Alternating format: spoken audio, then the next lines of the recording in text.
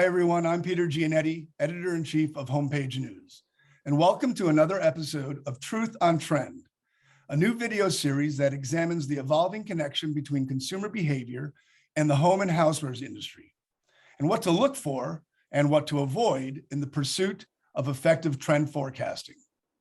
I'll be joined during the series by Tom Mirabile, founder of Springboard Futures and trend analyst for Homepage News and the International Housewares Association. Tom and I will welcome some of the home and housewares industry's most influential trend experts to share their unique insights and forecasts. Our guest today is Susan Yashinsky, Vice President of Innovation Insights at Sphere Trending. We'll explore with Susan how the future of home and housewares is closer than you think, and how it is being shaped by a wide spectrum of generational, social, cultural, and technological influences. Welcome to Truth on Trend, Susan. Over to you, Tom, to get us started. Thanks so much, Peter. Susan, welcome. Thank you. It's such a thrill to have you here. You know, I think I've followed Sphere Trending. I don't even want to say through how many years, but definitely a few. We've worked on a lot of projects together. And I think that Sphere Trending provides something that a lot of other people don't in my, and it's strange to hear one forecasting firm like, bolstering up another, because in a way we're competitors, but in so many ways we're not, because Sphere Trending has a unique approach in that it's predictive trend. It really reaches out there. I mean, certainly there are things that are useful today, but can you describe a little bit, how does Sphere Trending work, what it does, and how you see yourselves as different from other trend services? Oh, okay. Well, one, thank you guys for having me today. I appreciate it. And I agree. There's so much information out there that all kinds of companies are needed right now because trends are converging so quickly and intelligence becomes so important. We're in our 22nd year of business. One of the things we really value is long-term client relationships, which I think really enables us to not only be predictive about the future, but be able to customize trends to what a company's goal is. And we always start big picture. It's how we started years ago, from a macro, what's going on with consumers, as Peter was talking about, society, generations, technology, retail. Now we have to think not only about top-down trends, but bottom-up trends, because culture has become so influential and immersive. And the key is really, how do we customize this, but from a relevance standpoint? A relevance on, you're a big company or a small company, you're in this channel or that channel. What are your goals and objectives for growth? And I think the bottom line is, our goal has always been to work together with a company to unlock imagination, but imagination based on relevance. Susan, you bring a background in retail merchandising to your perspective and your strategy. So from your experience, what makes a trend forecast reliable and really take it into the context of what we're experiencing now in the marketplace? Yeah, it's a good question. I do think the business experience really helps, because at the end of the day, you have to sell a vision within a company. And to sell that vision, you need facts, you need data, and you need as much assurance as you can. Again, with a little bit of, a leap forward. I love the quote by Henry Ford. If people had asked me what they wanted, they would have said faster horses. Nobody would have ever imagined it would be a car. And so the future is moving so quickly and trends are converging. I think one of our strengths is we work in a lot of different industries. So we always like to say we're outside in of your industry. We work in automotive and electronics and transportation and homewares and manufacturing and building materials and commercial and residential. And I think we see insights that can apply to many companies. So we like to always say we're outside in to bring that inspiration. But I think the business expertise really helps, because I've been on the other side of receiving trends, and then I have to sell these trends to people that don't live in the trend world every day and have to be able to quickly imagine where they need to go from a product development standpoint in the future. What kind of mistakes do manufacturers and retailers make when it comes to either identifying a trend, applying a trend, and then talk a little bit after that about how you do put a trend forecast into action? So, I mean, I think not so much it's a negative. I think because we all do it, we all kind of put blinders on for cross influence. We tend to live in our world. Everybody's very busy, working a million hours. And so it's hard to get outside that immediacy to really understand longer term what's changing in society. We're globally connected now. What are trends that are going to come in? What if cars go autonomous? What does that mean for housewares? Is that a new opportunity, or is that a threat? You know, this famous kind of SWOT analysis as work goes hybrid, how is that going to affect day parts? How is it going to affect how we're going to cook in the house? Things like that. And I think really in this world, you have to have a long-term focus as well as a short-term focus. Right. You know, short-term, great example of short-term focus is how are we going to get goods onto the shelf right now with the supply chain. Obviously, that is utmost importance right now for every kind of company.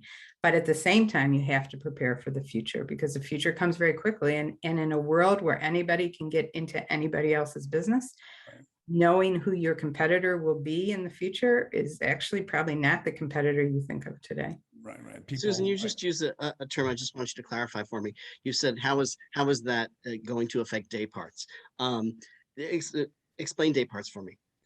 You know, we typically think of breakfast, lunch, dinner, but now in a hybrid work, particularly if you might be able to take a 30-minute walk or go to a local cafe to work, your day parts may change. You might, you know, just have a quick cup of coffee and then at 10 o'clock eat your breakfast, because we're a little bit more autonomous now in how we can schedule our day. What's that first step? How do you get the forecast, and then how do you kind of start to put it in motion? So we always start with the consumer, which I don't think is new news. I think any company that's been around for a long time always starts with the consumer that's successful, because they drive what the needs are going to be for the future. We very much have always been known for generational insights, because we have 6 generations now, and they influence each other, but they're also unique. So understanding, you know, we can't just think young, old anymore. We have to think young, old, and older, because people are living till 90 or 100. So that's a new life stage. We have youthhood too, because people aren't marrying later. Gen Z is going to rent for 7 years. And they're delaying having kids, if even having kids. So what does all that mean in this new life stage? So we always start with consumer, and then we go to kind of societal influences, whether it's technology, whether it's retail, whether it's culture, which obviously is becoming so important with social media, and really trends now starting in places we never could have even imagined even a few years ago. Well, it's a fluid situation too. How often do you go back to this consumer? I mean, is it more frequently than perhaps you did in the past? Is it their need to stay kind of neck and neck with them as they kind of move through their day parts and their rest of their lives, if you will? Yeah, I think that's a great question. I think it's constant. And I agree. We could have done, you know, we could have looked at them once every 5 years. I remember being where you would have a 5-year forecast and you didn't really have to touch it, you know, and you have to touch it almost immediately. I think they're 5-minute forecasts, right? It's a 5-minute forecast. I mean, there's long-term trends. We know wellness is a trend. It's not going to go away. Everybody understands this is going to be really influential no matter what you do. But then there's other short-term trends that we have to think about, and how they will, different generations will react. I just, one of the things that I think sphere trending was the first to bring to the fore was the idea of cross-generational influences. Whenever, you know, it was so easy. We were so used to putting everybody in a box. Millennials want this, and Gen X wants this, and boomers want this. And you guys were some of the first people to say, whoa, whoa, whoa, whoa, whoa. You know, there's a lot of cross-generational influence. You've got boomers wanting what millennials want, skipping an entire generation because they're aspiring to a certain type of life. That's affected our industry, Peter, a tremendous amount, you know, and just realizing that there is not always a clear line. So you have to look so far outside of, you know, you have to look at, I mean, you always say, look outside the box, you know, but it's literally looking outside of the identities we tend to put on people, which you guys do. And again, Susan, to Tom's point, the lines are blurry between generations, and lifestyles are sort of merging together. But at retail, the lines that used to define retail channels, they've been obliterated right now. So you have, you know, you've got to understand that this consumer journey is not kind of boxed in at any point in time, whether it's boxed into a lifestyle, boxed into a trend, or boxed into a retail outlet or retail preference, if you will. And we always like to look for the wild cards, you know, like, what does it mean that John Lewis, a big retailer in the UK, is going to develop 10,000 homes? He's all of a sudden become a builder, or this company has become a builder. Totally can disrupt the home industry in new ways, and certainly something you want to watch to say, okay, what kind of homes are they going to build? Because they have tremendous insight on homewares and what people gravitate to. So Restoration's taking that path too. Yeah. Restoration's building homes, they're building jets, they're building private boats.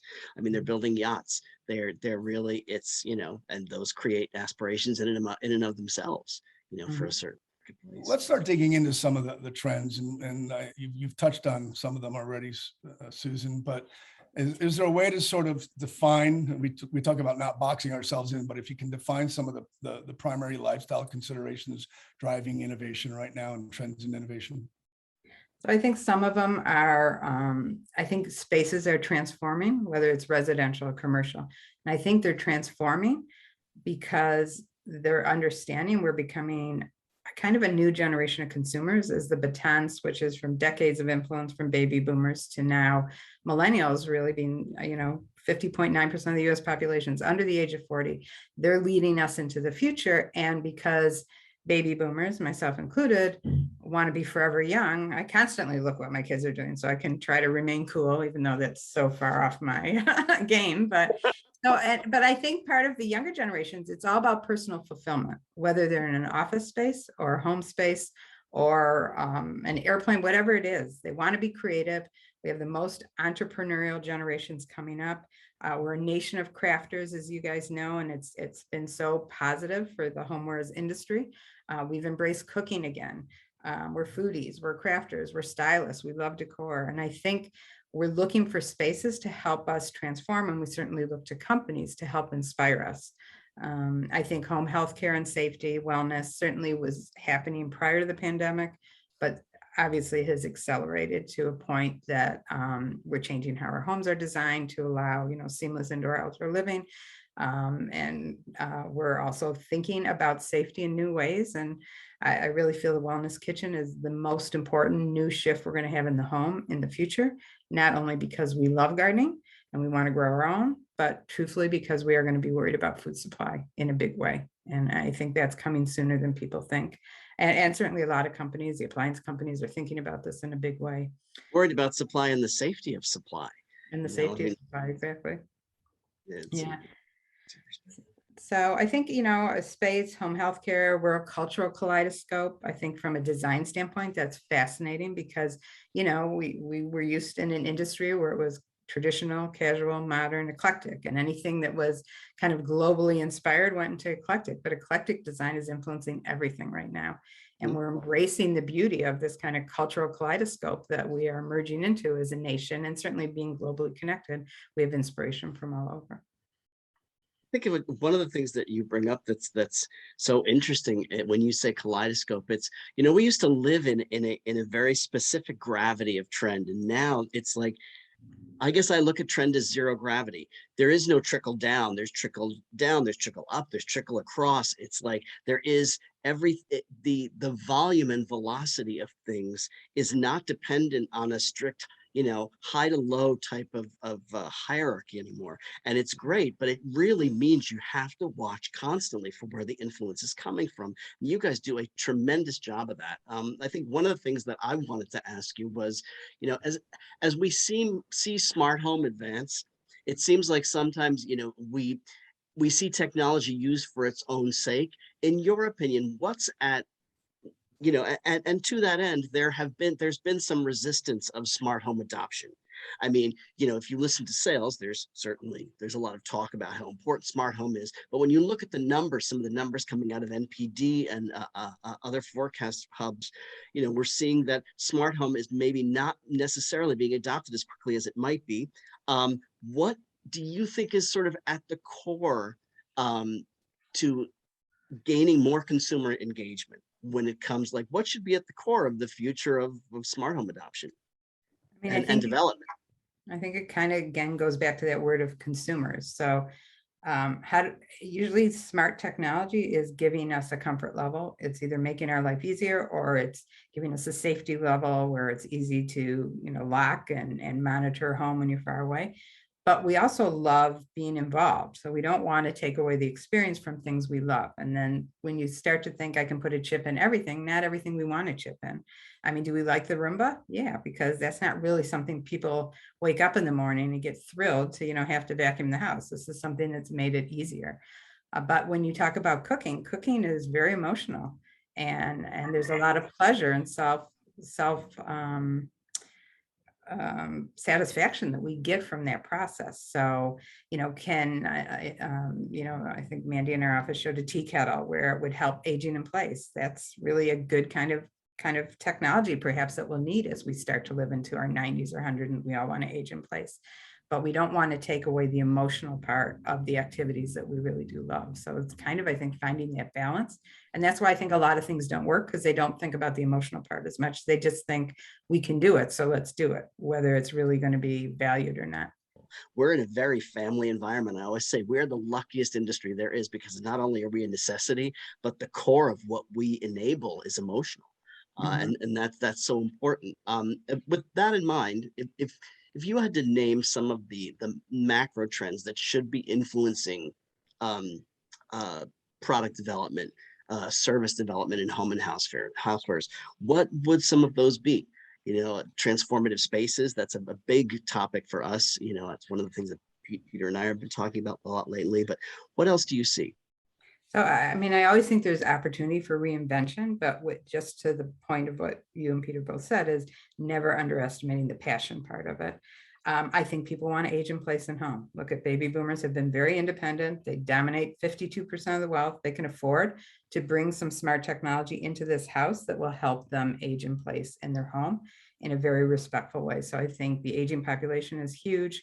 I think new standards of hygiene is critical without us having to think a lot about it. So how can certain technologies help us make sure that what we're eating, what we're preparing, that there's a safety element in there that perhaps we wouldn't have thought of as much prior to the pandemic, but certainly is going to stay with us. I think helping amateurs achieve perfection. People are really busy in their lives, and not everybody can, watch a 3-hour video on how to make a great dish. And there's certainly a lot of help in that. And I think tools help us, tools and appliances, as well as inspiration for manufacturers, help us feel really proud. We want to do the work, but we want to feel, we can actually achieve the final thing. And then I think just being individual, everybody's different. And so can a smart appliance adapt to what your specific needs might be, whether you're an amateur or a professional? Particularly as a lot of people start to have a side hustle, and cooking is a side hustle for a lot of people. And zoning laws will change, and we're already seeing in places where you can be zoned and be a professional chef, and you live in your home, but your first floor you can hold pop-up dinners or whatever. And I think we're going to see a lot of mixture of how people work in the future, and being able to take those passions to fruition. One of the trends that Sphere has identified, which fascinates me, is localism. Can you talk a little bit about that, what it is, what changes you think it's going to affect? I think there's actually been a lot of recent studies in the last 18 months, many studies about, how COVID has changed society. And one of them has really been to appreciate our local communities, because we all know people and that have lost jobs. We all know restaurants that have had to close that we loved. And we know that a healthy community is healthy for all of us. And so this ability to support local doesn't mean you don't support mass retailers, you don't support, it just means that I know if I'm doing something local, I'm giving back to my community in some way. And so I think that's why so many mass retailers are now starting to embrace different store prototypes. This idea that one thing fits all is very obsolete right now. It really means that, I might need certain design in one area, or I might need a local store here where I'm actually partnering with local vendors to bring some of these foods that people love in this area into my store to sell. And so I think we're going to see a lot of partnerships between very big companies and very small companies. We're already seeing it with the big retailers. Supporting local and bringing that local right into their brick and mortar. I think we haven't seen it that much in the houseware industry, but I do believe that's a huge opportunity. Well, we're enablers in a way. I mean, you can't do it. It's like you almost can't do it without us. So I bring it up because I think it's fascinating. When you hear the word localism, it's easy for us to push it aside and think that it's something, well, it doesn't affect big business. It's literally a local concern, but we have to engage that, because that is affecting, it's a grassroots would be a better way almost to look at it, because it has a tremendous effect on our industry. And when we are about connections. I mean, the housewares industry and home industries are all about connections and expression and all of that. So I think that it's really important for us to embrace that trend as something that we can act on. And we always forget small retailers, they tend to have long-term sales help. They tend to be a little bit more expert, and they know the area, they know the people, they know how to do events with local restaurants. It means something.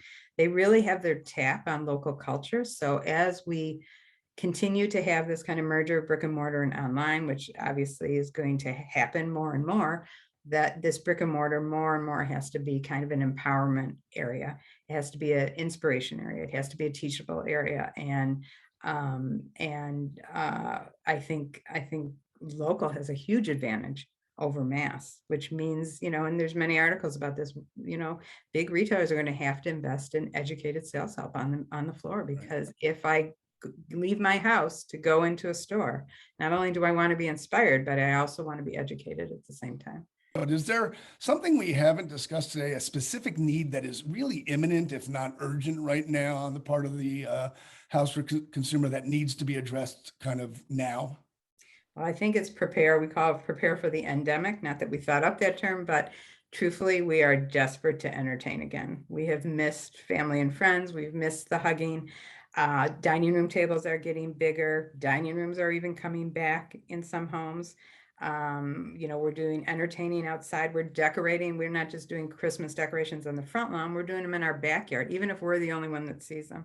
So this idea that we've fallen in love with the home again, and that we're so excited to kind of now open it up to entertaining, I think is going to be a huge, wonderful opportunity for the houseware industry. And it kind of goes with the experience economy. We're in the experience economy. Again, as these younger generations rise up, connectivity for them is very important. And it's not just connectivity on a computer. It really is. They do understand the human to human interaction importance. So Susan, I'm going to give you a fill in the blank question, because I like to stir it up a little bit once in a while. But so here's the question. Looking ahead, climate will have the greatest impact on developments in home and housewares by means of? I mean, I think it will be. I do feel that I don't want to say we're going back to the Victory Garden, but we've actually seen refrigerators that are in the backyard and they're cool. It's like the old root cellar. I think it kind of goes with the passion for cooking, but also there will be a heightened awareness of food safety. I mean, you think about the fires in California, and I think California is responsible for 80% of the country's produce. When you start to think about kind of the floods and the different in the heat, are we going to eat differently? It's certainly conversation about how to store food differently has been around for a long time. And I think it'll raise in importance, and it kind of goes back to that same question. We certainly have seen at CES in the last 2 years, a lot of appliance companies thinking about how we can not only grow our garden, which we love gardening. We had 18 million new gardeners last year. But also, how we can do this inside the kitchen, and how the kitchen really starts to become a wellness kitchen. It's going to be interesting to see also. I think that there was an effort for a while about, helping us conserve, and I think that pre-pandemic, a lot of appliance companies kind of backed off the whole saving water and a lot of conservation type of movements. It's going to be interesting now that it's become so much more evident that appliances maybe jump in, auto shut off faucets, things like that were kind of shunned before. Now we may appreciate that a little bit more. So I think it's going to be interesting to see where that I think that's huge, and huge to the younger generations. We always say, do Yes. not underestimate how important, first of all, they're inheriting this. So that's why it's important to them. And it's not just about me, it's about me and the planet, and sustainability for them, and sustainable materials, as well as easy, we call them eco nudges, just like you were saying, Tom, an easy way that you don't have to think about it, but just by using this appliance, you've actually saved energy in some way or saved water.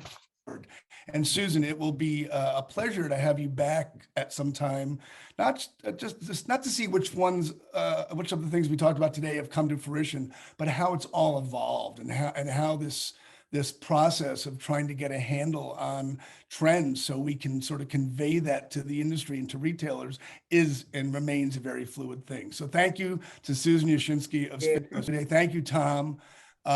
In the weeks ahead, like I said, we're going to bring you more insights on trends, the facts that validate them, and why they are critical to growth and progress in the home and housewares business. For Tom Mirabile of Springboard Futures, I'm Peter Giannetti of Homepage News, and we'll see you next time as we continue to seek the truth on trend. Bye-bye, everyone. Bye. Thank you.